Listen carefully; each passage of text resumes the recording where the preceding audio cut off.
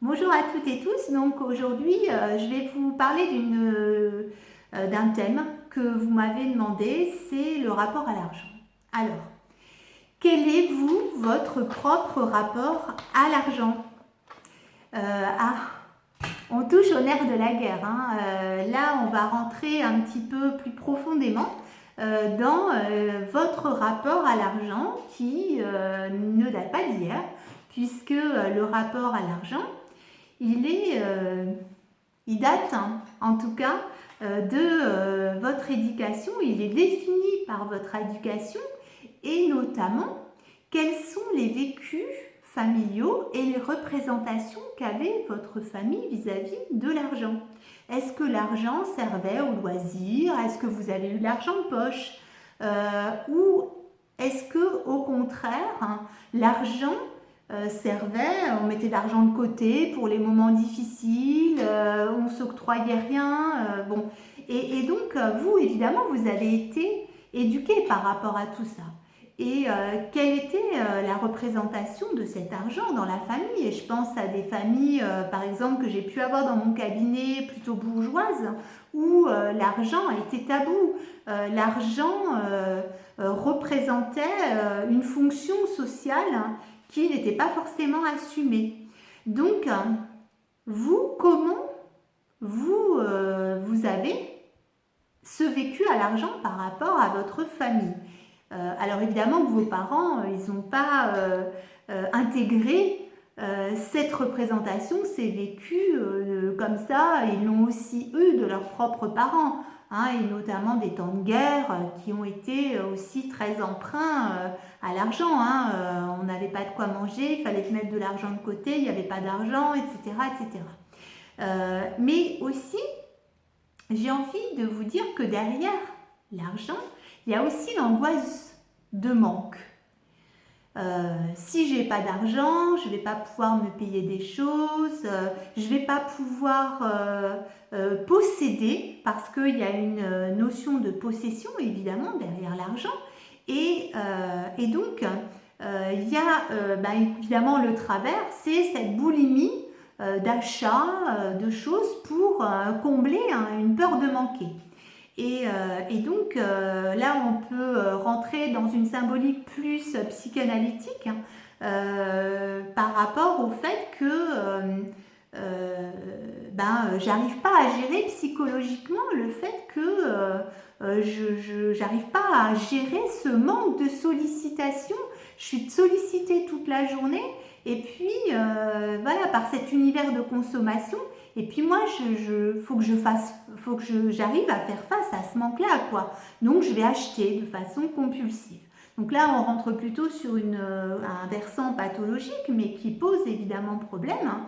Et puis, il y a aussi dans l'argent le fait que maintenant, tout le monde a un compte bancaire et qu'on paye de moins en moins par billet, hein, en espèces, et que évidemment quand on paye par espèce ou quand on donne les billets, on se rend compte de cet argent qui défile beaucoup plus que quand on paye par carte, où là cet argent et ces chiffres, hein, ils sont plus virtuels.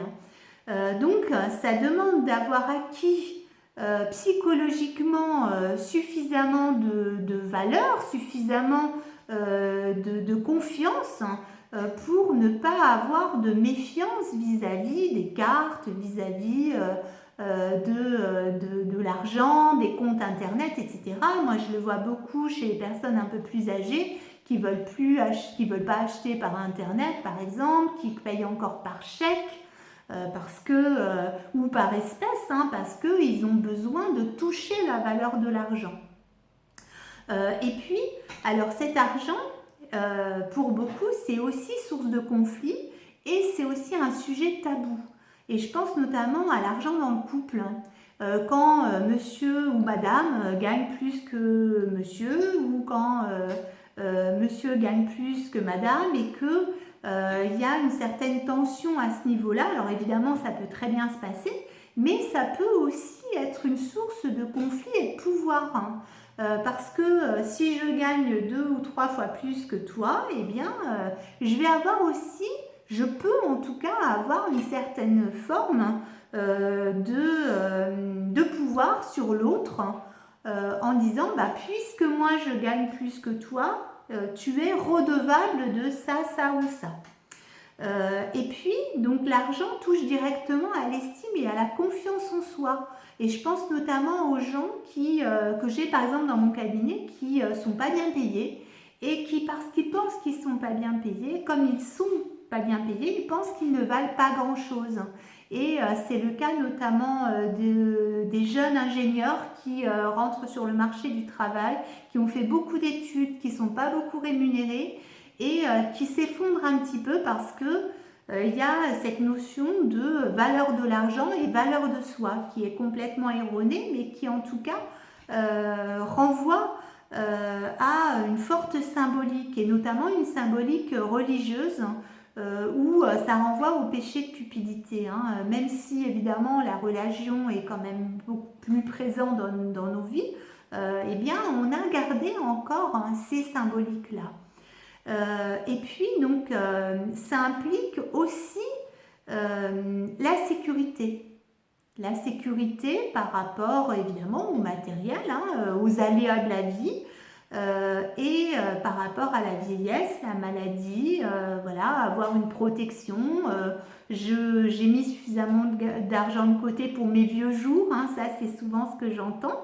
Et puis la notion de plaisir également, puisque voilà, j'ai envie de pouvoir me payer des loisirs, de pouvoir avoir des plaisirs répétés, d'où cette sensation qui est montante, je trouve, de frustration extrême par rapport notamment aux jeunes qui ne peuvent pas se payer le dernier iPhone, qui ne peuvent pas se payer des services ou les derniers objets à la mode, et donc qui peuvent vite devenir aussi dépendants par rapport à cet argent pour essayer de combler cette source de stress de ne pas pouvoir, de cette source de frustration de ne pas pouvoir avoir ce qu'on veut. Et puis, alors, au point de vue sociologique, alors, on a plusieurs choses. On a vu, l'argent aussi peut être un rapport à la honte, et ça, moi, je l'ai beaucoup vu parce que j'ai été bénévole au Resto du Cœur et j'ai pu observer à quel point les gens qui manquent d'argent peuvent avoir honte de demander, d'être dans le besoin et dans l'embarras. Mais également aussi dans l'autre sens, hein, des gens qui ont des moyens pratiquement inépuisables et qui ne trouvent pas de sens à leur vie parce qu'ils peuvent tout acheter. Et puis aussi cette hiérarchie des dépenses. Alors là, j'ai envie de vous remettre par rapport à vous, quelle est la hiérarchie des dépenses dans votre vie ? Est-ce que vous placez les dépenses de loisirs en premier? Est-ce que vous placez les dépenses du loyer, des charges, etc. Quel est ce rapport que vous entretenez? Et puis, est-ce que vous faites vos comptes? Alors là, je renvoie un petit peu au directeur de mon institut de formation qui était psychologue et psychanalyste et qui disait faire ses comptes, c'est se rendre compte. Et se rendre compte, c'est se rendre compte de l'argent dont on dispose et comment on le gère, comment on le dépense et vers quoi on le dépense. Et ça, c'est important parce que se rendre compte de nos dépenses, c'est aussi aller dans cette frontière un petit peu mouvante sur comment je me place par rapport à la société. Est-ce que je suis dans la richesse, dans la pauvreté? Alors ça ne veut pas vraiment dire grand-chose, hein. C'est évidemment des critères assez subjectifs, hein. Et ces critères, évidemment, ces frontières, elles sont mouvantes parce que ça dépend du niveau culturel, du niveau de confort dont on dispose et qu'on veut chacun, parce qu'on n'a pas tous les mêmes exigences, hein. Et puis aussi au niveau ethnique, hein, culturel, au niveau de l'éducation, quelles sont mes exigences au niveau de la santé également. Et puis quels sont les rapports d'échange que j'entretiens avec l'argent, et notamment par exemple avec mes amis.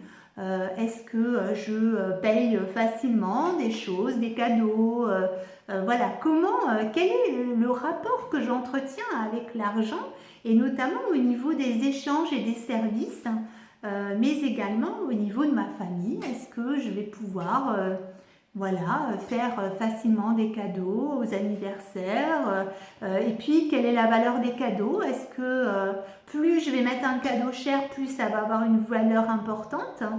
Et puis donc voilà, ça hiérarchise du coup ces rapports interpersonnels et la problématique d'identité sociale. Et ça, je le vois beaucoup dans mon cabinet, où par exemple dans une fratrie, vous avez quelqu'un qui, par exemple le frère aîné, qui gagne très très bien sa vie, et puis le frère cadet qui lui est un petit peu à la peine. Et donc ça crée des tensions supplémentaires, et notamment quand dans la fratrie, dès le départ, ou en tout cas quand on était enfant, il y avait déjà ces problématiques, par exemple, de préférence ou de ressentis différents. Eh bien, ça vient évidemment, cet argent, encore plus exacerber ces problématiques familiales. Et on le voit notamment, alors moi je le vois beaucoup au niveau des successions, où quand les parents ne sont plus là et qu'il ne reste généralement plus que les biens matériels et le rapport à l'argent, eh bien c'est à ce moment-là souvent que les familles se déchirent. Et donc là, c'est effectivement une symbolique particulière et importante. Donc, en ayant entendu toutes ces thématiques, toutes ces valeurs et toutes ces symboliques, maintenant c'est à vous de faire ce travail sur comment vous entretenez, quel rapport vous entretenez avec l'argent, et comment vous avez dans votre quotidien, comment vous mettez en lien ce rapport à l'argent de votre éducation, de votre famille, de la société, au niveau psychologique, et comment vous l'entretenez. Voilà. Et bien écoutez, je vous souhaite une bonne journée, et puis n'hésitez pas, si vous avez d'autres thèmes que vous aimeriez que j'aborde, eh bien je le ferai avec plaisir. À très vite, au revoir.